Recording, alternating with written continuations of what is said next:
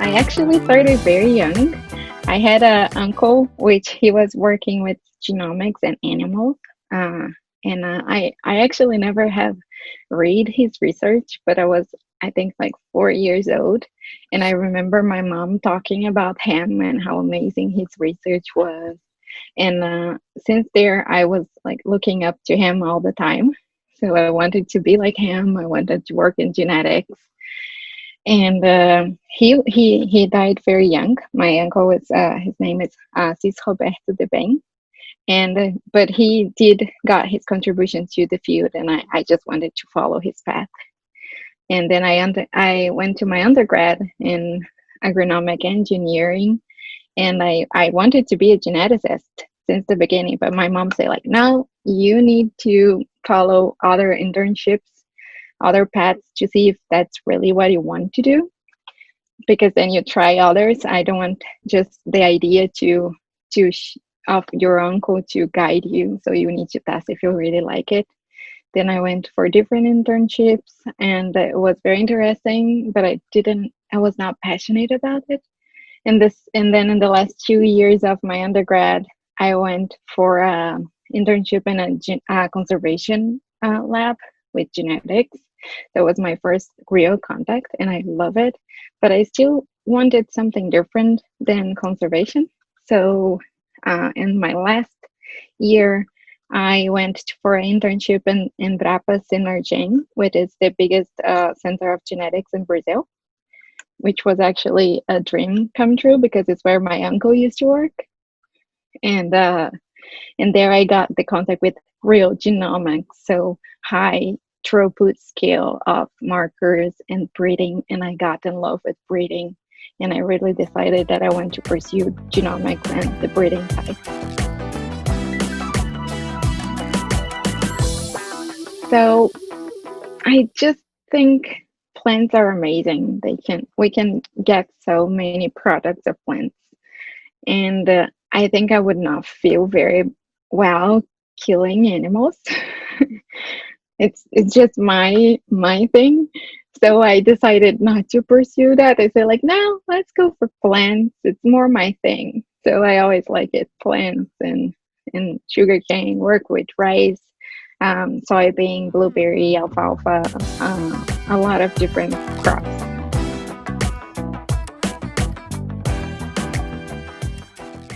Sure. So I'm a postdoctoral associate at University of Florida, and I work in the blueberry breeding and genomics lab with Patricia Munoz. Um, I actually got into blueberries as for because of Patricia Munoz. So I was in the third year of my PhD back in Brazil, and I got a grant to study abroad. So to perform a 1 year internship in another lab in the United States. And then I was trying to figure out which one I would go for. So I always worked with polyploids, so a little bit more complex genomes, because they're kind of set aside because of their complexity, and I always thought that was amazing and challenging, and I like challenge.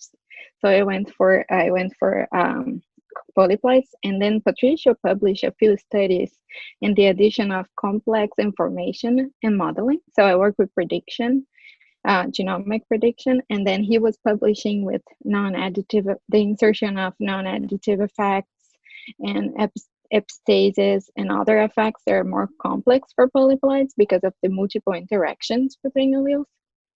Then I wanted to work with him specifically, and he was transitioning from the forage lab to the blueberry lab. So I got in the blueberry lab in exactly the same year that he got in the blueberry lab.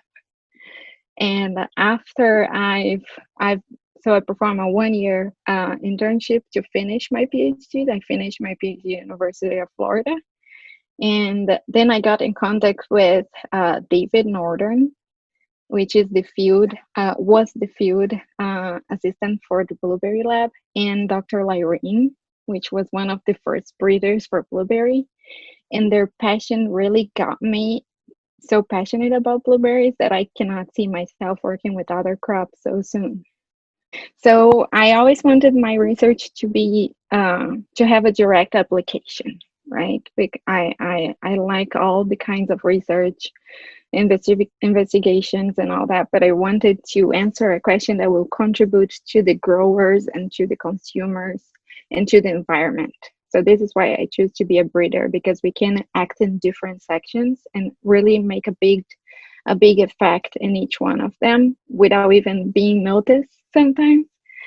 But so my research is on prediction. I use models, so quantitative genetics based models, mostly animals models that were converted for plant breeding. And I use these models in genomic information to predict the performance of untested genotypes. So I can predict the performance of in the field without seeing them. This will save field, will save time, and a lot of work for us, and also will help to a faster release of varieties for the growers.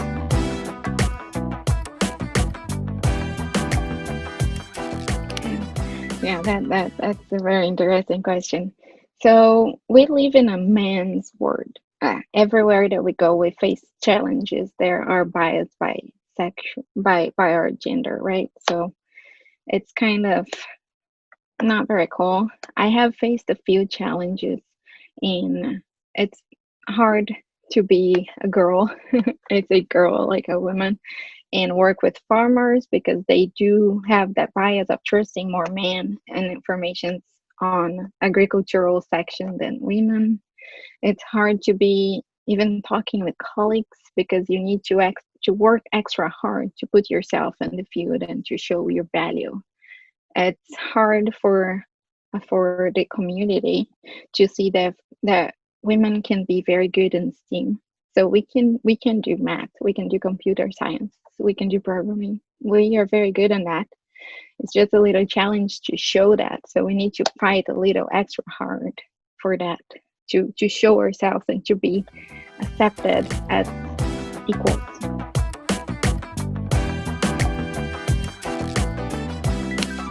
So the area that I chose is very focused uh, on man development, which is very hard to find a woman to guide us, and which was an extra challenge. And I went there for it too, to show that we can do it. But I have had other mentors in other areas that show me and that help me a lot and giving me example of how to go and to be strong, to look forward, and to show that we can do it, to trust myself. And I have one that specifically, Mariana Pires de Campos Teles, which is a researcher from Brazil. She's a biologist, and she is just amazing. She showed me that she can have a family, she can work, she can be very successful as a researcher, and still have a life and all that. And I think the balance that she showed me give me a lot of strength to fight through all the challenges that we face. And other women also gave me a push to move forward and to show that we can do it on that. And for example, you do, Modesta, you give me strength too, because seeing you and young scientists, it's you guys are mentoring us and showing that we have our space and we are moving in the right direction.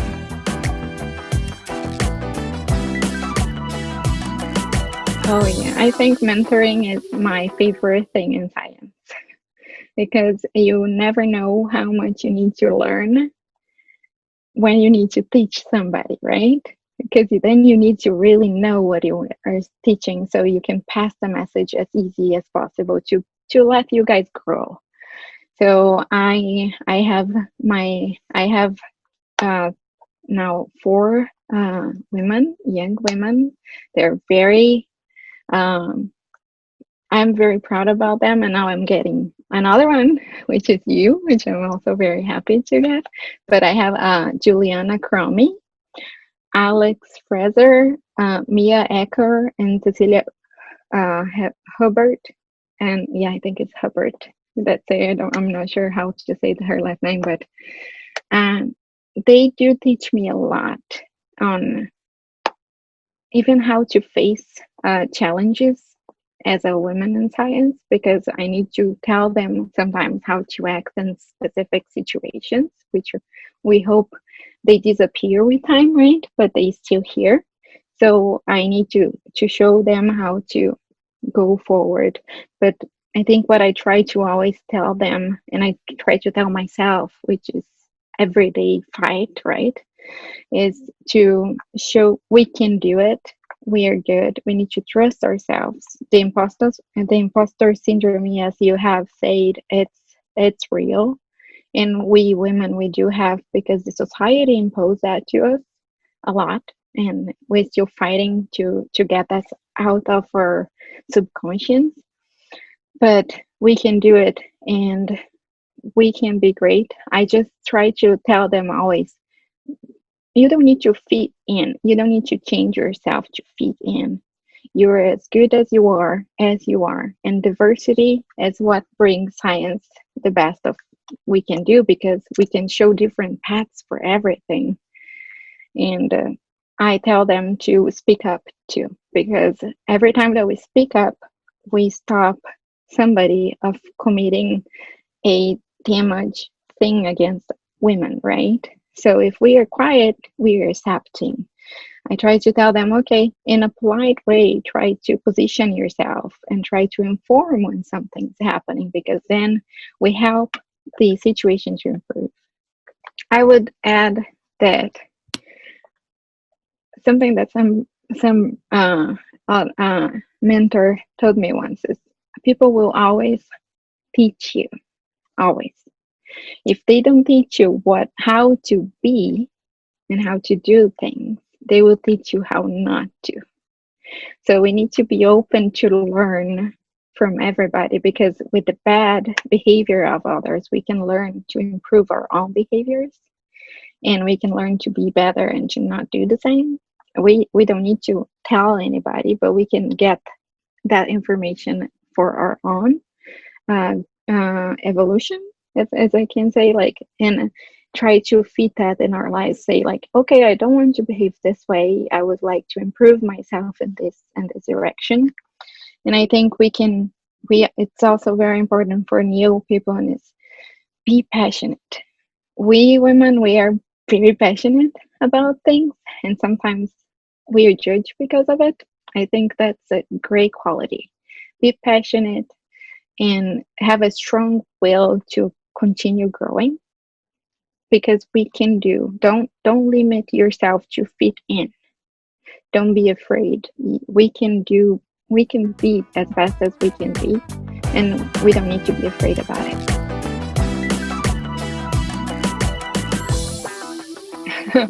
So I think I'm a little bit workaholic.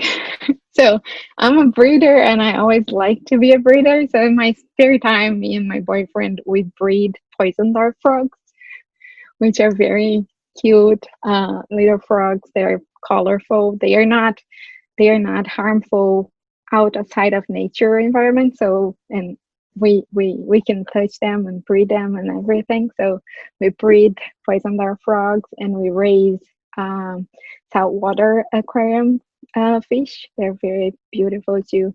And we grow corals, because we love corals. We went to Australia to dive and all that, and we see all that disappearing a little bit, which is very sad. So we want to keep the diversity and have a safety for these animals. And so we also grow coral.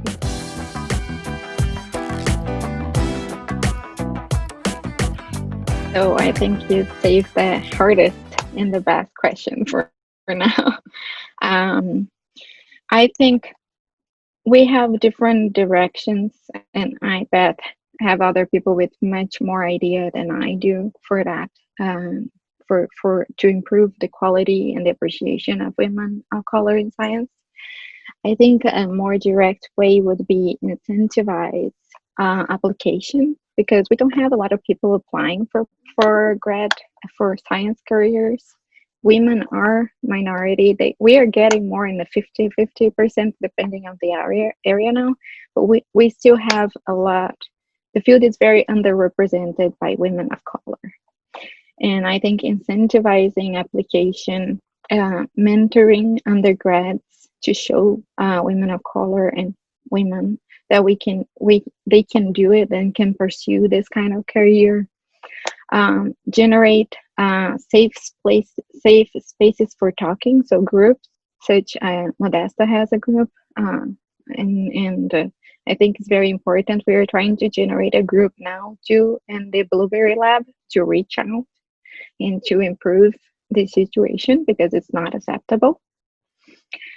And also we could go in a more indirect way maybe. So go in high schoolers and try to talk to them, or even like younger ages of kids.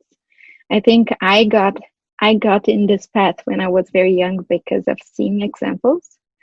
So maybe if we reach out to underrepresented minorities and show them that they can go and they can do it, and it's fun and it's well paid work, and that they have their space there, and show all the fun stuff that we do in research, I think that could incentivize a higher amount of underrepresented minorities to start searching for this path too. And always be able to talk, to position ourselves, and to show that we are not accepting these conditions anymore, that it needs to be changed, and we are here to stay as a women, and we need to improve equality for women of color and people of color in every section.